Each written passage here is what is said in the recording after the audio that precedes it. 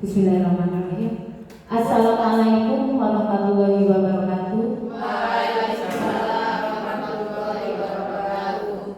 Alhamdulillahirabbil alamin. Assalatu wassalamu ala asrofil anbiya'i wal mursalin wa ala alihi wa sahbihi ajmain. Amma ba'du. Kepada yang terhormat Ibu Wahyu Sriningsih selaku Kepala Sekolah SD Negeri Guntur, kepada Bapak Ibu Guru serta karyawan-karyawati yang saya hormati pula. Palen Ibu. Ya, sip. Guru aja nggak usah karyawan-karyawati. Assalamualaikum warahmatullahi wabarakatuh. Waalaikumsalam warahmatullahi wabarakatuh. Bismillahirrahmanirrahim. Alhamdulillahirabbil alamin. Assalatu wassalamu ala asrofil anbiya'i wal mursalin wa ala alihi wa sahbihi ajmain. Amma ba'du. Pertama-tama marilah kita panjatkan puji syukur atas kehadiran Allah Subhanahu wa taala yang mana telah melimpahkan rahmat hidayah serta inayahnya kepada kita semua, sehingga pada kesempatan kali ini kita dapat berkumpul tanpa halangan suatu apapun. Tak lupa sholawat serta salam senantiasa kita sanjungkan kepada Baginda Agung Muhammad Sallallahu Alaihi Wasallam yang kita nanti-nantikan syafaatnya besok di hari kiamat. Amin, Allahumma amin. Kepada yang terhormat Ibu Wahyu Sriningsih selaku Kepala Sekolah SD Negeri Guntur, kepada Bapak Ibu Guru yang saya hormati, di sini saya ingin menyampaikan destinasi aksi nyata modul 1.4 budaya positif. Adapun susunan acara, yang pertama adalah pembukaan, yang kedua menyanyikan lagu Indonesia Raya, yang ketiga sambutan kepala sekolah, yang keempat adalah kegiatan inti, dan yang keempat doa dan penutup. Marilah acara kita buka dengan bacaan basmalah bersama.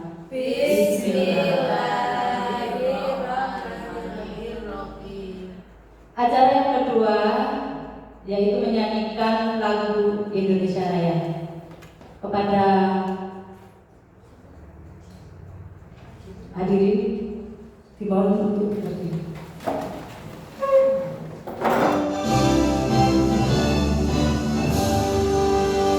Indonesia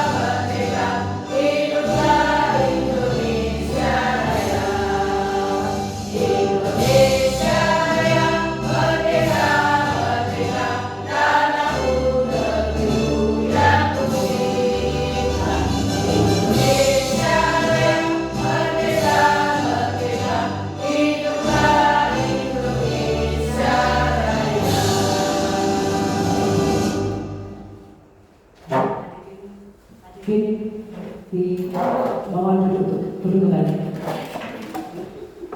Untuk acara yang ketiga adalah sambutan kepala sekolah kepada Ibu Wahyu, saya persilakan. Bismillahirrahmanirrahim.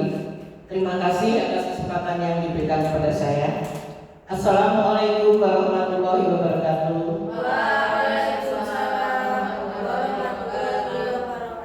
Dan salam sejahtera bagi kita semua.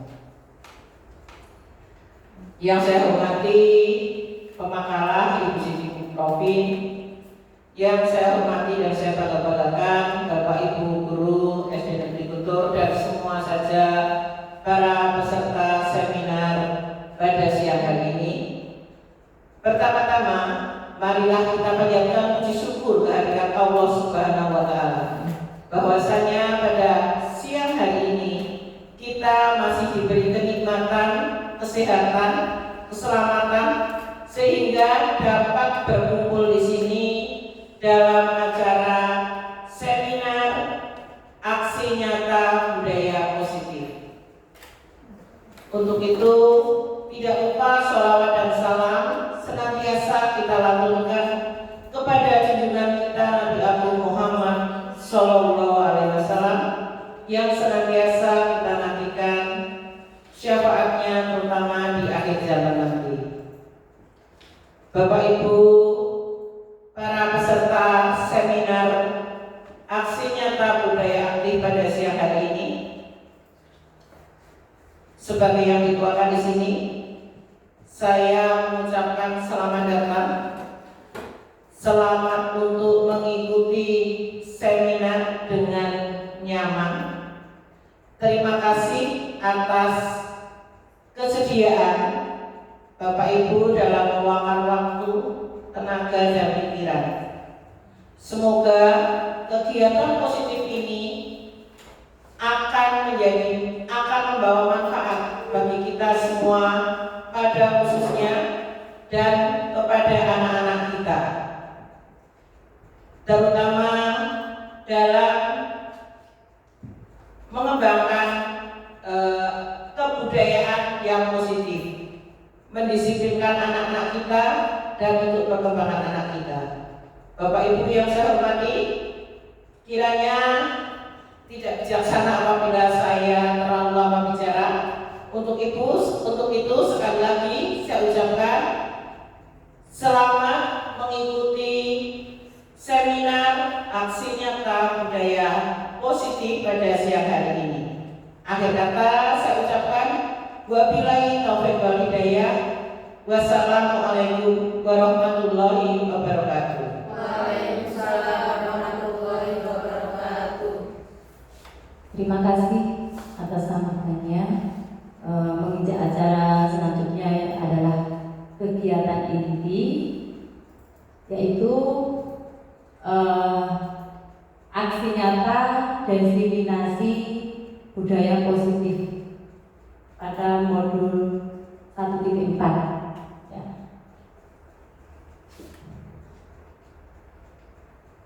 Bapak Ibu, sebelumnya saya ingin memperkenalkan diri. Walaupun sudah kenal, tapi biar lebih kenal lagi. Di sini saya sendiri, Siti Mutrofin, CGP Angkatan 9 Kabupaten Temanggung, dan sebelah kanan, kalau dari sini ya kanan, itu ada Ibu Adi Rima PT MPD. Beliau adalah fasilitator saya, kebetulan masih dalam satu wilayah dekat, hanya beda kabupaten aja. Beliau di Kabupaten Magelang, dan sebelah kiri saya adalah Ibu Mustika Mayasinta. Beliau adalah pengajar praktek saya, kebetulan mengajar di SMP Negeri 1 Temanggung. Baik, Bapak Ibu, aksi nyata modul 1.4 tentang diseminasi budaya positif. Di sini saya akan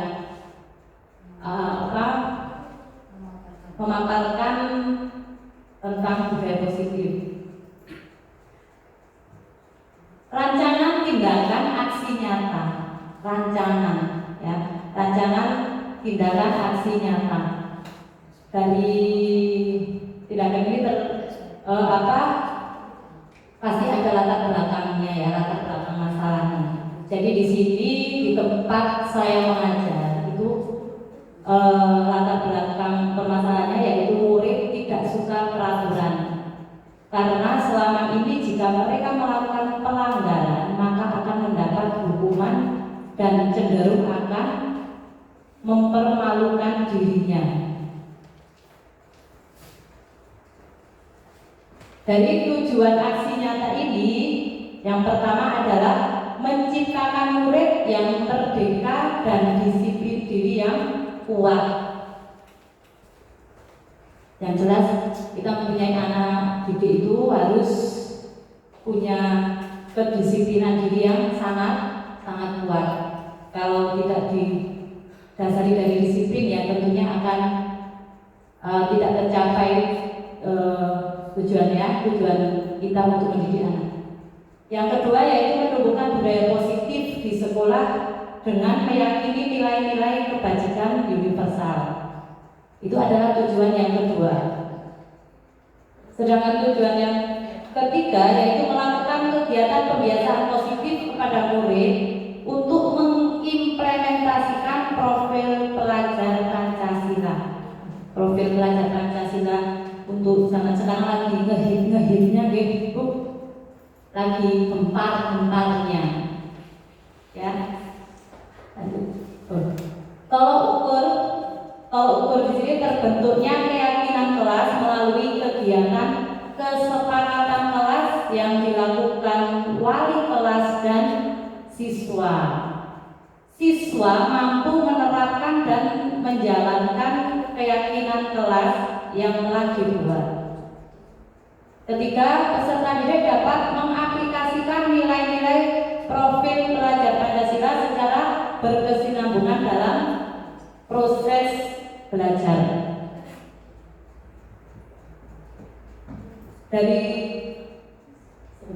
Dari tolok ukur tadi, ya, bahwasanya setiap kelas itu harus sudah membuat kesepakatan kelas yang dulunya itu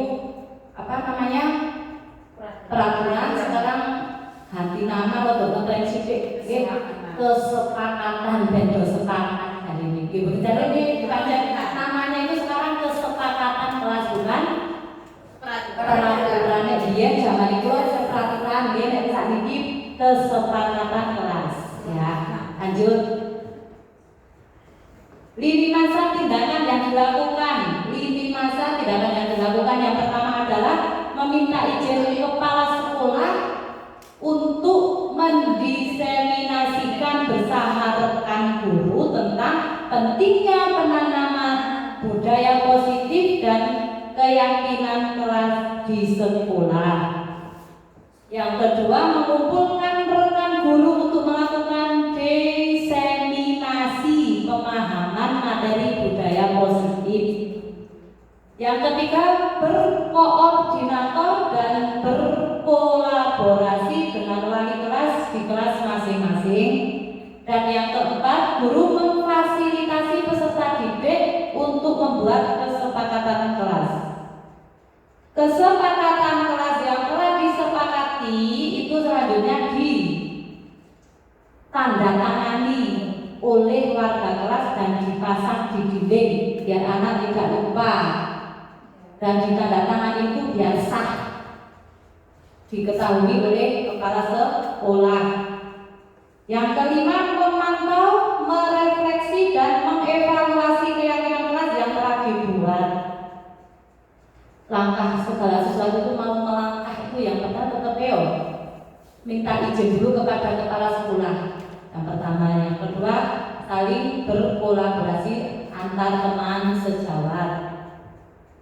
Ya, dukungan dari terciptanya budaya positif itu adalah dukungan yang dibutuhkan saling kerjasama, tidak sendiri. Dan tentunya tadi sudah saya jelaskan, yang pertama itu dari dukungan dari kepala sekolah, ya. dukungan dari kepala sekolah sekali penting. Yang penting semua ini pertama urut dari yang atas dulu deh, dari kepala sekolah dulu, rekan guru, rekan guru dan murid, agar tindakan yang telah disusun itu dapat dilakukan secara lancar dan menyeluruh. Hampir egois, kita punya kepala ya kepala sih.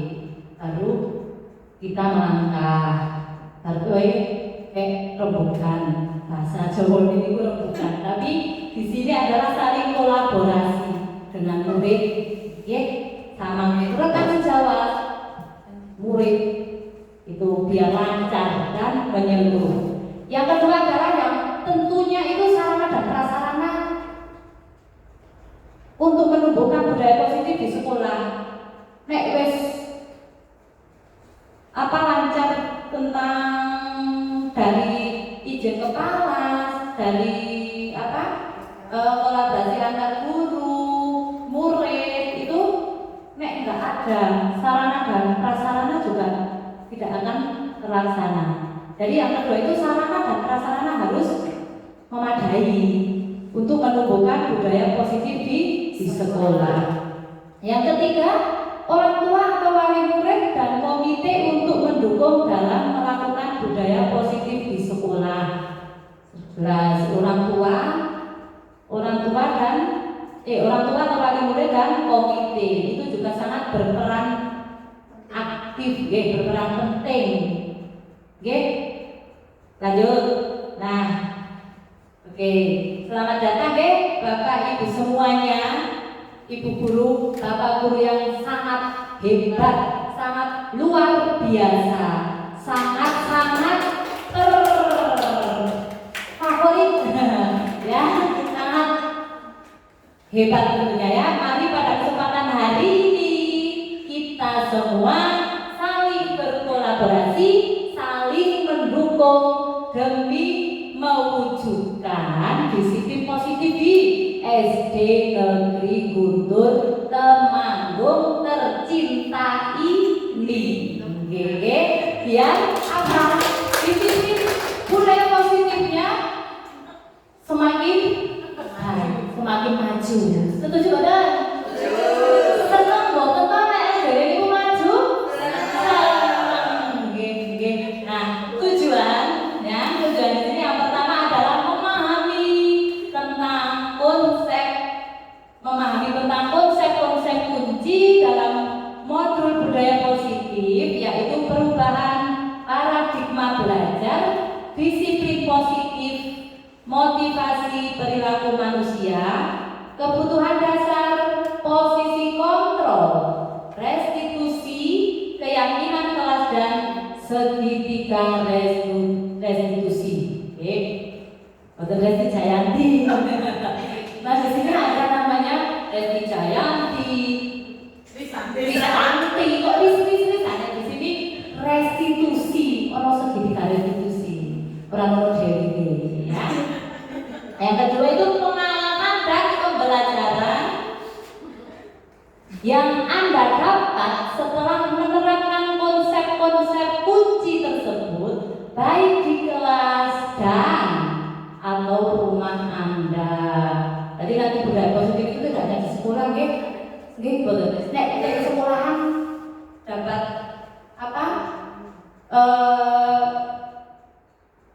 seperti ilmu tentang budaya positif insya Allah tidak hanya di sekolah, tapi juga akan berkembang di luar sekolah. Ya, konsep utama modul budaya positif.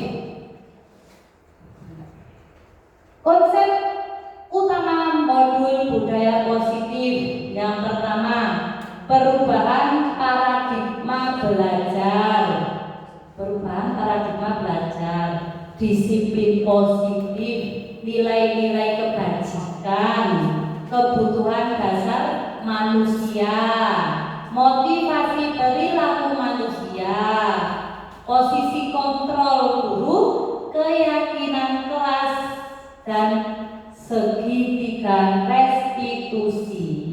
Pertama, tadi yang pertama itu positif. Nah, di sini kita di SD Negeri Guntur tercinta ini, ya, dari pun sudah menerapkan budaya positif. Sudah. Oke, alhamdulillah sudah menerapkan budaya positif. Contohnya apa tuh? Contoh budaya positif sudah kita terapkan di sini apa tuh? Senyum, sapa, yang salam, yang kenal dengan 5S itu deh. Ya, apa lagi Bu? Datang Dengan terlambat. ya, dengan bersalam, saling berdoa, membaca. Maksudnya itu masuk ya? Ya masuk. Itu berarti alhamdulillah SDW itu kok ya ternyata pun menerapkan budaya positif loh. Ya loh. Alhamdulillah ning kapan sok wis pokoknya ning di bahasa wis ayo iki masuk dalam budaya positif ternyata seperti itu. Alhamdulillah ya. Di SD kita telah menerapkan budaya positif. Pembelajaran dengan yang kedua, pembelajaran dengan paradigma baru. Di sana itu ada gambar bener-bener niku profil pelajar Pancasila niku. Tak kira boten asing kok. Angger IKN lho Bu, IKN opo pas presentasi nopo-nopo niku mesti muncul tak dol-dol ngoten niku ternyata itu profil pelajar Pancasila. Ya. Betul. Niku namanya profil pelajar Pancasila yang meliputi 1 2 3 4 5 6. Yang pertama apa Bu Resti? Beriman kepada Tuhan Yang Maha Esa. Yang kedua, berakhlak mulia. Coba Bu. Kemerdekaan global. Kreatif, mandiri, gotong royong, kritis. Ya Allah, wis apa ge? Pancen pinter. Niku namanya profil belajar Pancasila, nggih.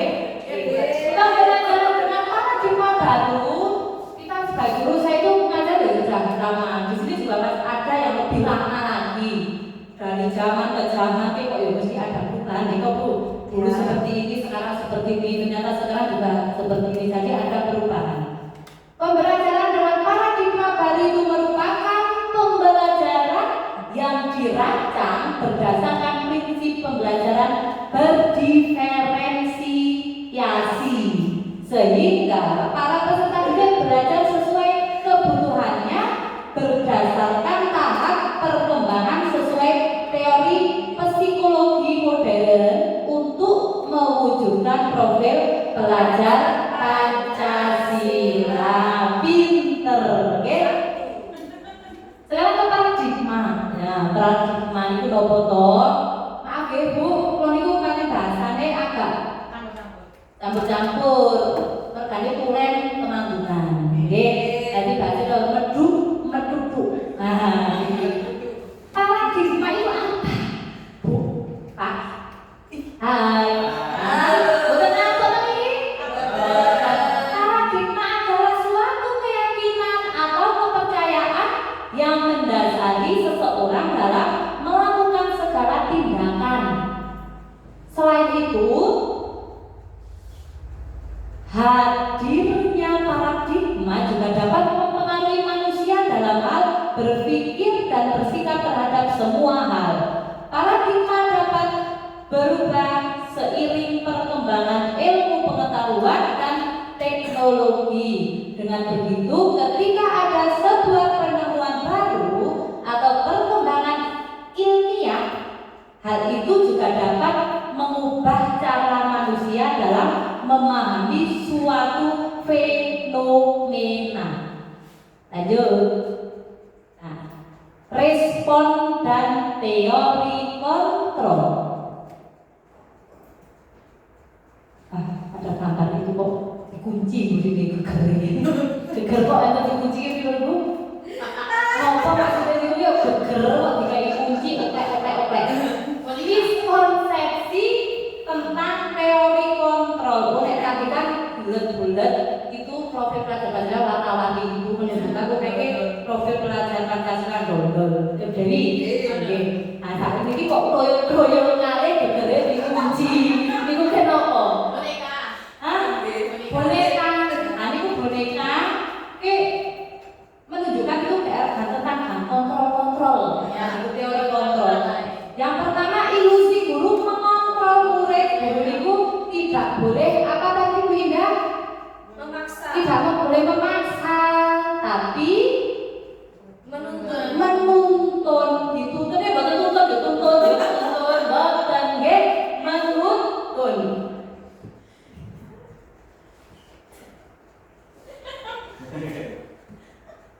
Ilusi yang kedua adalah ilusi bahwa semua penguat Dewi ya ini ada sedikit nama ilusi bahwa semua penguatan positif efektif dan bermanfaat. Yang ketiga sana ilusi bahwa kritik dan membuat rasa bersalah itu mampu menguatkan karakter. Dan yang terakhir adalah ilusi bahwa orang dewasa berhak memaksa.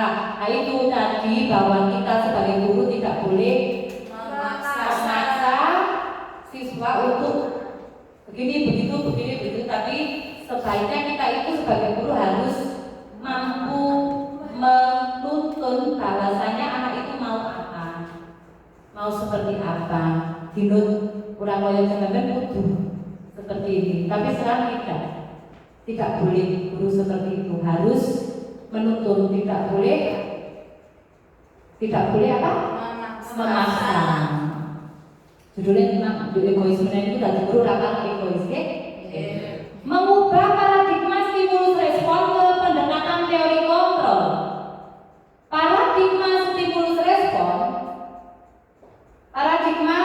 respon yaitu seseorang itu dianggap telah belajar sesuatu jika dia dapat menunjukkan perubahan perilakunya.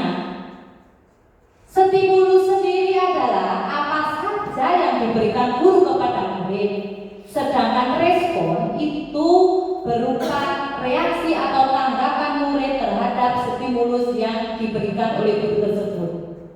Proses yang terjadi antara stimulus dan respon itu tidak penting untuk diperhatikan karena tidak dapat diamati dan tidak dapat diukur. Yang dapat diamati adalah stimulus dan respon. Oleh karena itu, apa yang diberikan oleh guru sebagai stimulus, pembelajar sebagai respon. Jadi apa yang diberikan oleh guru dan apa yang diterima oleh pembelajar alias murid ya harus dapat diamati dan diukur. Dengan mengubah paradigma kita sebagai pendidik dari stimulus respon ke teori kontrol, kita menjadi lebih humanis dalam memandang seseorang. Sebagai contoh, bahwa pendidik itu tidak langsung menyalahkan sikap murid ora bareng, langsung nyalahake sing elek-elek, sing kurang baik disalahake.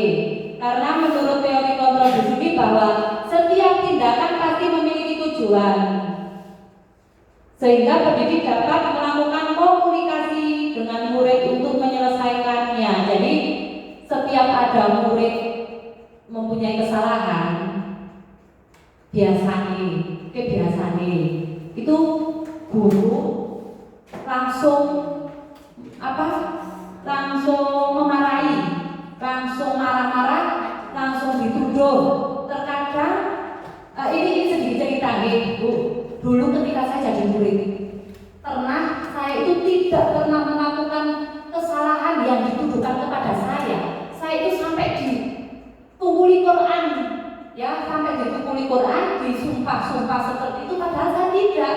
Rasanya itu membekas di sini sampai sekarang pun kalau melihat, tapi nggak boleh bilang cuman ya sekedar cerita aja ini. Murid itu tadi aku jujur di sana, aku tertuduh kok sampai segitunya kudu nyauri ngasih Quran seperti itu. Jadi di sini kan tidak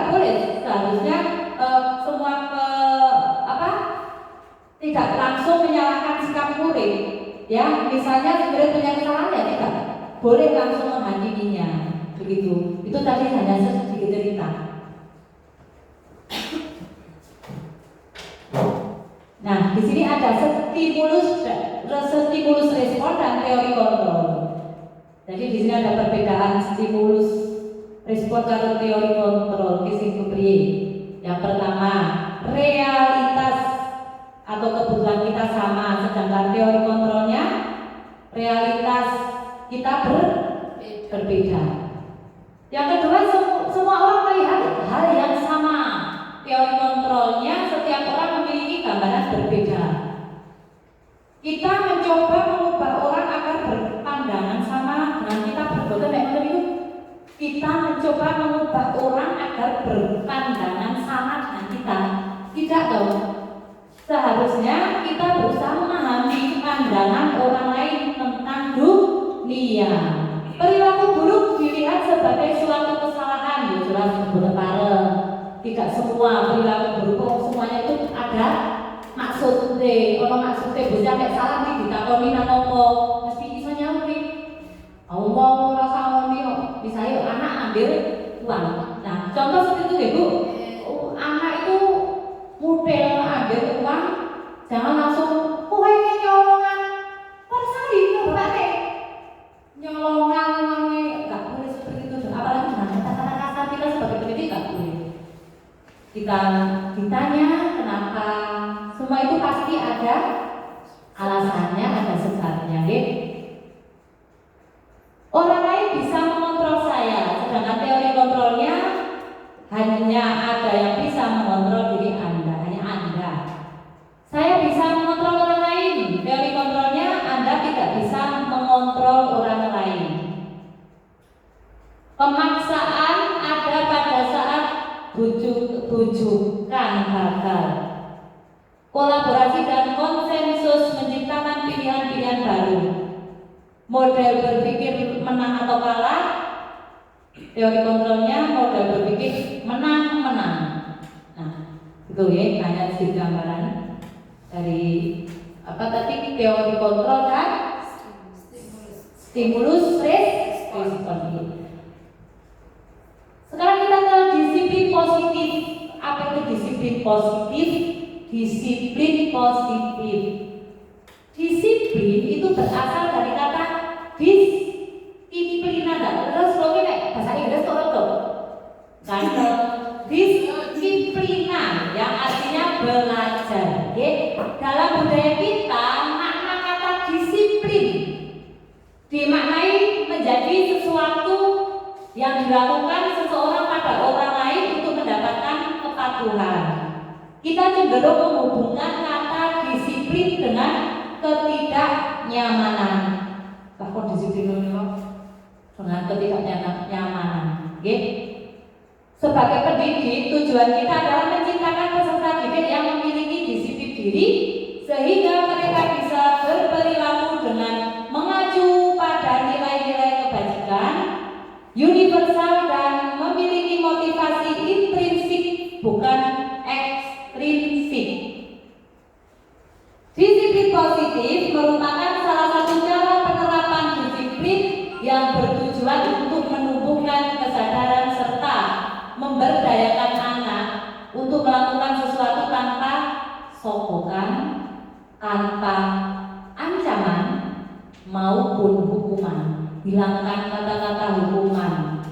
Gubernur memberi hukuman. Nek memberi ribet itu boleh nggak boleh juga kan? Iya. Nilai kebajikan, nilai yang disepakati bersama, lepas dari suku, bangsa, agama, bahasa maupun latar belakangnya. Yang pertama yaitu profil pelajar Pancasila beriman dan bertakwa kepada Tuhan Yang Maha Esa dan berakhlak mulia, berkebinekaan global, gotong royong, mandiri, kreatif, dan bernalar kritis. Yang kedua yaitu toleransi, rasa hormat, integritas, mandiri, menghargai, antusias, empati, keingintahuan, kreativitas, kerjasama, percaya diri, dan komitmen. Komitmen ya. Dan keterampilan hidup sekarang, keterampilan hidup atau apa itu life skill, dapat dipercaya, luruh hati, pendengar yang aktif, tidak merendahkan orang lain, dan memberikan yang terbaik dari diri. Tuh. Nah itu di sini ada foto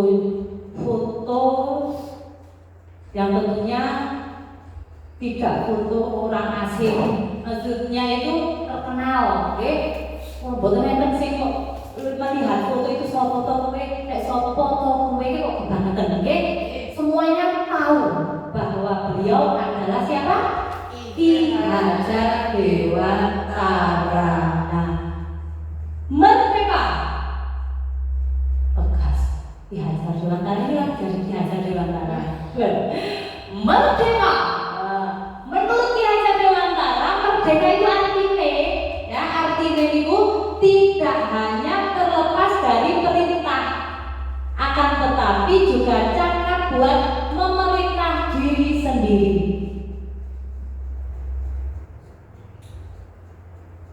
Kemudian kebutuhan dasar manusia ya. Kebutuhan dasar manusia itu adalah segala sesuatu yang kita lakukan untuk mendapatkan apa yang kita inginkan. Seluruh tindakan yang kita lakukan memiliki tujuan tertentu, dan semua usaha terbaik yang kita lakukan adalah dalam rangka agar kebutuhan dasar kita terpenuhi dengan baik. Apa saja toh kebutuhan dasar manusia itu? Ada 5 di sini ya. Kebutuhan dasar manusia itu ternyata ada 5. Yang pertama itu bertahan hidup, jelas. Nek orang hidup mati. Bertahan hidup. Nek arek bertahan hidup kudu piye? Apa meneng anteng ya arek terus boten to? Ya tetep butuh apa? Makan. Ya butuh apa? Minum. Pakaian, ya tempat tinggal juga. Makanan, pakaian, minuman. Minuman maksudnya makanan.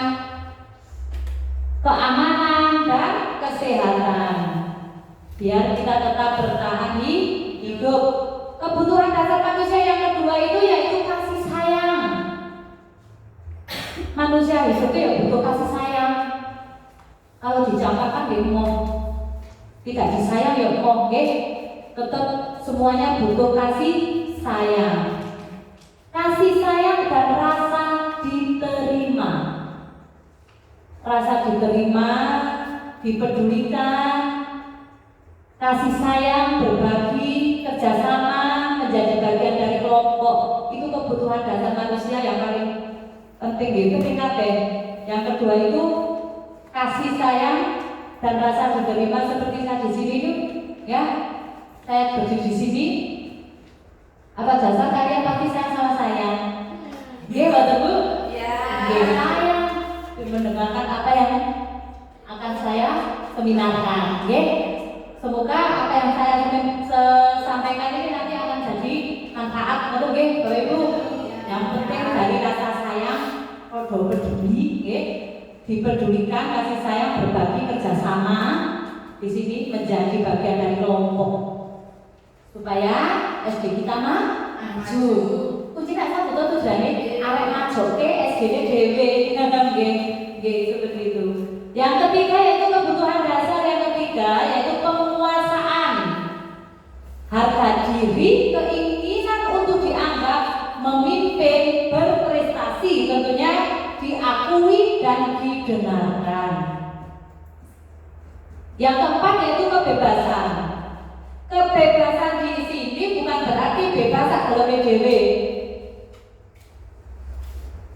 Tidak bebas semaunya. Maksudnya di sini adalah bebas dalam hal mandiri.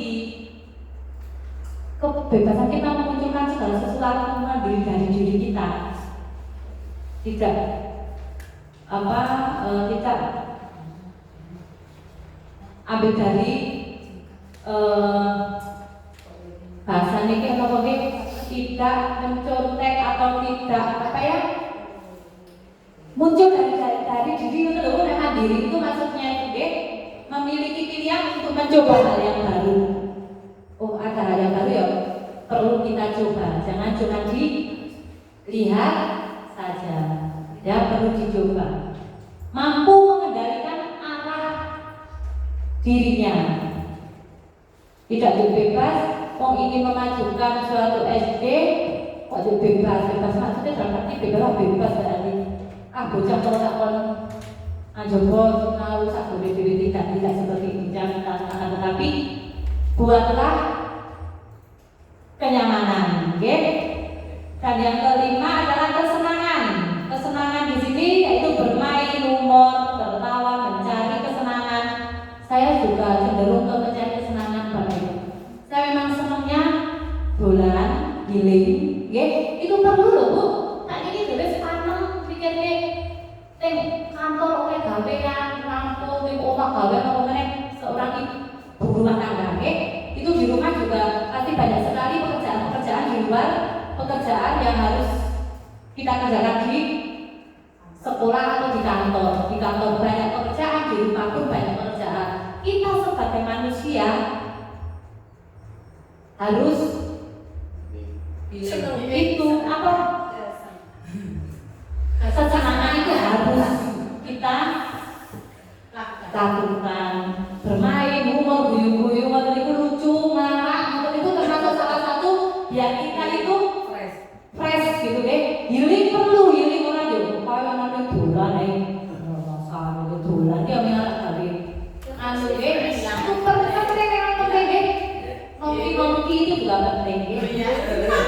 Jadi motivasi perilaku manusia ya.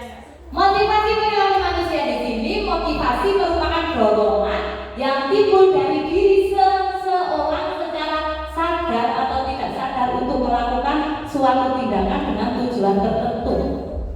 Motivasi ada dua di sini, motivasi ekstrinsik dan motivasi intrinsik. Motivasi ekstrinsik yaitu contohnya untuk menghindari ketidaknyamanan dan hukuman, untuk mendapatkan penghargaan atau imbalan dari orang lain. Sedangkan motivasi intrinsik yaitu untuk menjadi orang yang mereka inginkan dan menghargai diri sendiri dengan nilai-nilai kebajikan yang mereka percaya. Sekarang bikin dulu baru ngantuk. Kita biar fresh, gerakan badan ya, mekanikal, biar tidak ngantuk karena sudah dari pagi biar agak fresh.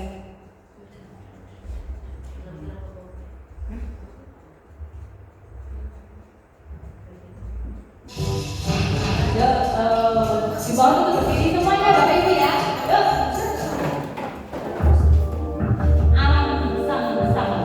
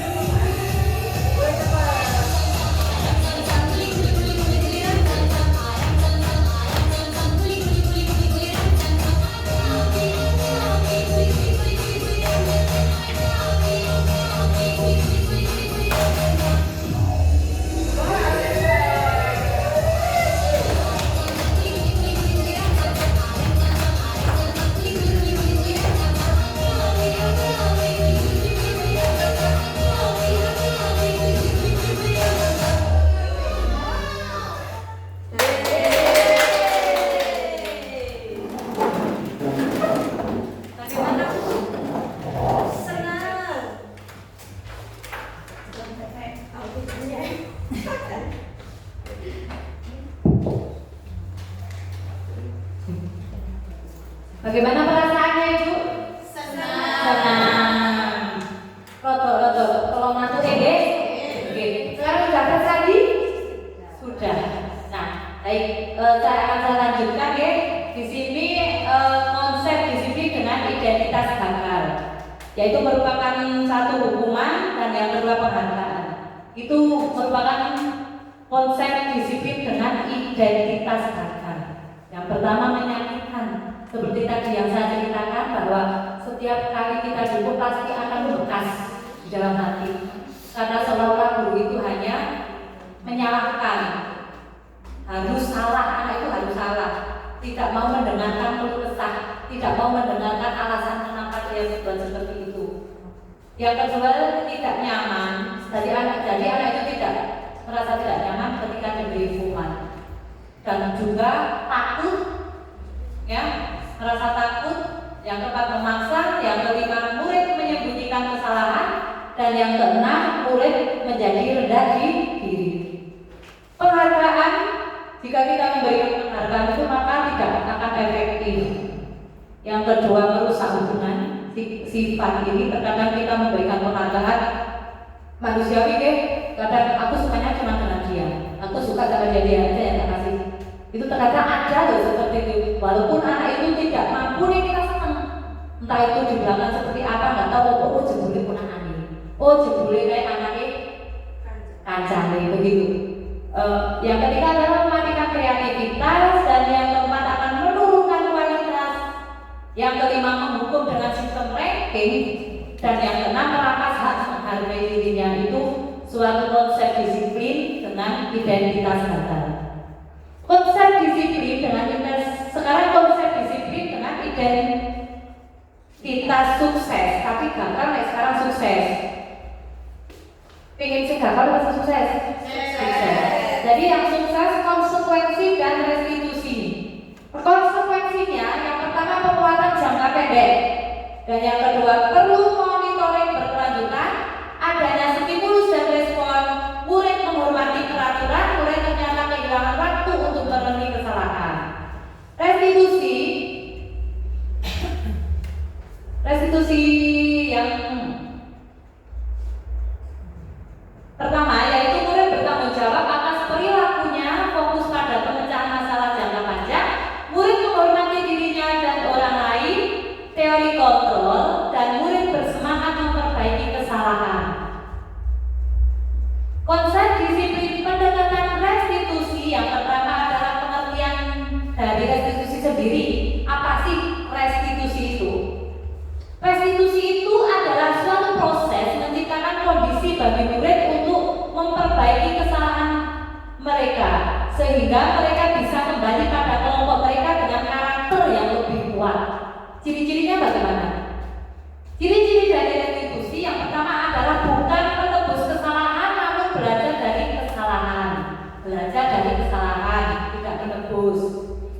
Bukan istilahnya menebus dengan belajar beda. Yang kedua memperbaiki hubungan, dan yang ketiga kawan bukan paksaan. Yang keempat menuntut untuk melihat ke dalam dirinya. Yang kelima mencari kebutuhan dasar yang mendasari tindakan.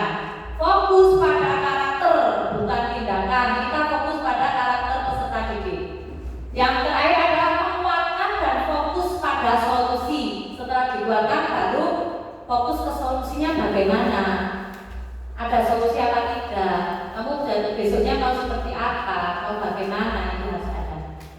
Perbedaan di sini yaitu contoh kasus di sini Bapak Ibu, contohnya siswa yang sering tidak mengerjakan PR, banyak sekali kejadian di SD kita, ya. Kebetulan saya di sini adalah guru mata pelajaran, jadi setiap masuk kelas 1, kelas 2 sampai kelas 5 pasti ketika ada PR ada salah satu siswa yang tidak mengerjakan PR. Ada ini. Ada betul? Ada nggak? Pasti itu ada. Yang pertama adalah hukuman. Guru menghukum siswa hormat bendera selama 10 menit. Guru marah dan siswa menjadi takut. Konsekuensi, guru memberikan konsekuensi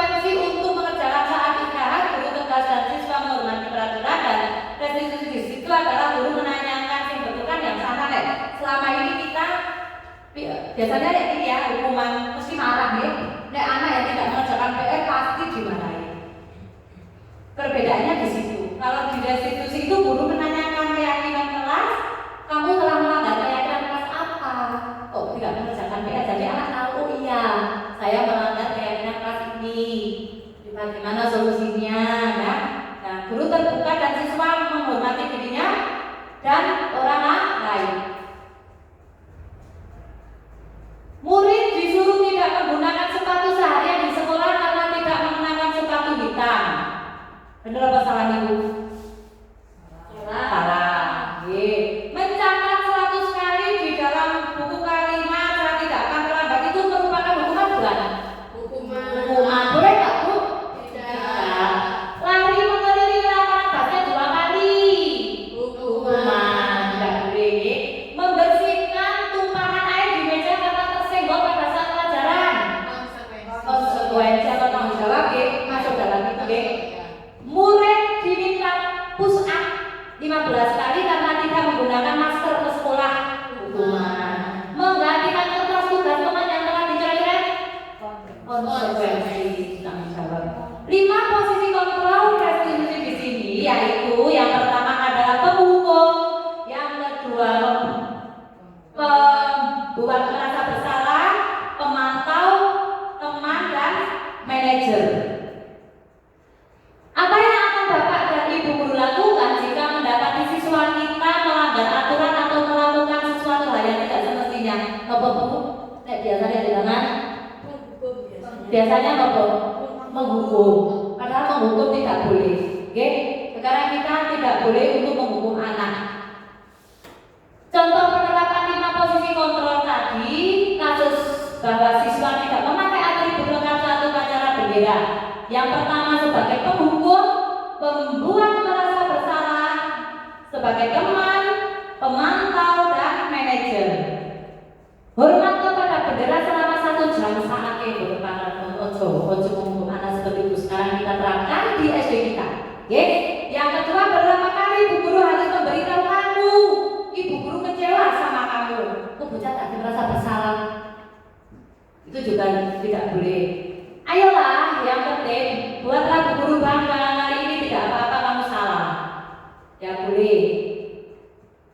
Tapi ada unsur apa? Pemaksaan. Oke? Yang keempat adalah pemantau, kamu sudah melanggar apa peraturan dan konsekuensinya. Sebagai manajer, apakah kamu tahu kesalahanmu? Kira-kira bagaimana kamu akan memperbaiki kesalahan ini? Nah, itu menumbuhkan apa? Solusi. Lanjut. Posisi kontrol. Yang pertama, kamu tidak pernah benar melakukannya. Kamu tidak pernah benar nyalahake, tidak boleh salah.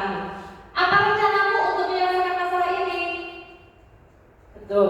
Ayolah lakukan demi Bapak Ibu ya, pemaksaan. Kamu tidak akan mendapat nilai jika tidak, ya tidak boleh. Anak itu berhak mendapat nilai. Lanjut. Nah, sekarang Bapak Ibu masuk ke dalam keyakinan kelas.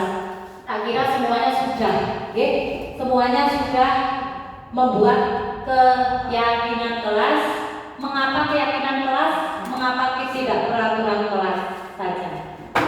Kenapa? Karena kenapa Mbak Desi? Kalau peraturan kelas seakan-akan hanya dari pihak guru saja. Oh ya, kalau peraturan kelas hanya berpihak pada guru saja, ya betul. Sedangkan keyakinan kelas ada kolaborasi antara murid dengan guru. iya, ada kolaborasi antara murid dan guru. Lanjut.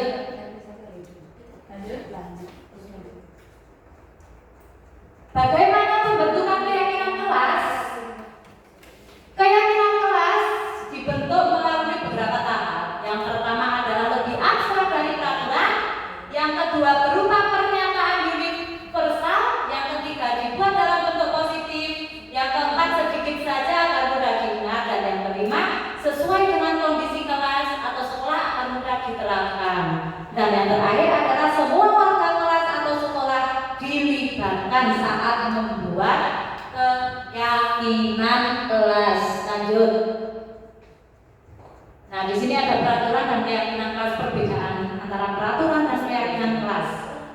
Selalu kembalikan buku ke tempatnya. Masuk dalam keyakinan kelasnya, tanggung jawab itu hubungannya kalian kalimat positif dan negatif.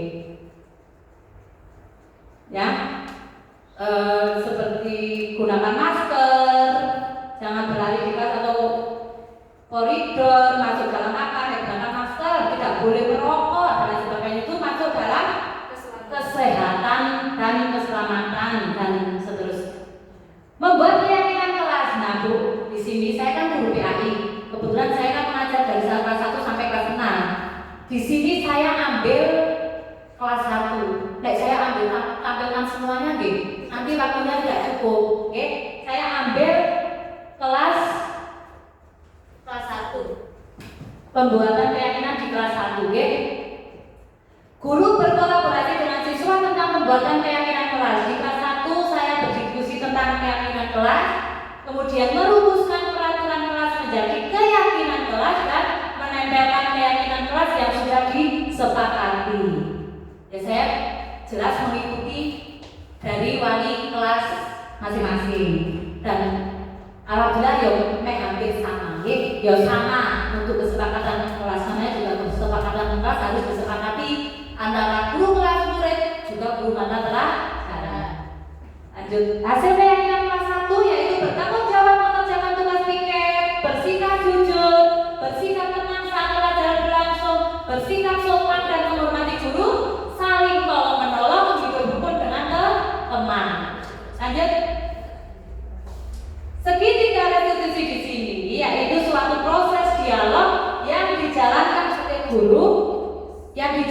oleh guru agar dapat menghasilkan murid yang mandiri dan bertanggung jawab. Ini yang disebut dengan segitiga restitusi. Segitiga restitusi yang pertama yaitu meliputi menstabilkan identitas. Yang kedua, validasi tindakan yang salah, dan yang ketiga itu menanyakan keyakinan, seperti halnya tadi ada anak yang melanggar peraturan, begitu juga ditanyakan dari yang pertama itu tadi menstabilkan identitas, kemudian validasi tindakan yang salah, dan yang ketiga menanyakan keyakinan. Ya. Baik, Bapak Ibu, ketika ada siswa yang melanggar peraturan, marilah Bapak Ibu, jangan seolah-olah kita menyalahkan anak tersebut. Kita tanyakan apa sebabnya dan kita cari solusinya dengan anak tersebut, sehingga anak tersebut nantinya akan menjadi pribadi yang sangat baik, akan berubah yang dari jelek menjadi baik, dari dari pendekatan kita melalui segitiga restitusi.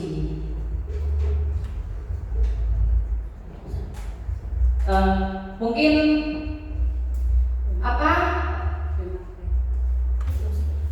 mungkin materi yang saya sampaikan cukup sampai di sini, ya. Kesimpulan dari acara hari ini yaitu dalam penerapan program disiplin positif itu hendaknya guru memiliki standar kepribadian profesional dan sosial yang baik, di mana guru mampu merefleksi dirinya dalam posisi kontrol saat ini, ya. Bagaimana perjalanan dirinya sebagai among, kita sebagai manajer yang menuntun murid-muridnya menjadi insan yang mandiri, merdeka dan bertanggung jawab. Mungkin hasil diskusi presentasi, ya, masuk dalam diskusi siang hari ini cukup sekian. Bila ada salah kata, saya mohon maaf sebesar-besarnya dan saya akhiri. Wabillahi taufiq wal hidayah. Wassalamualaikum warahmatullahi wabarakatuh.